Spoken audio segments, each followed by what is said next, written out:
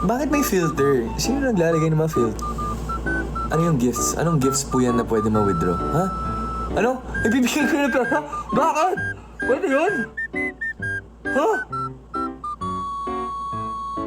Bakit kayo nabibigay ng pera? Legit ba yan?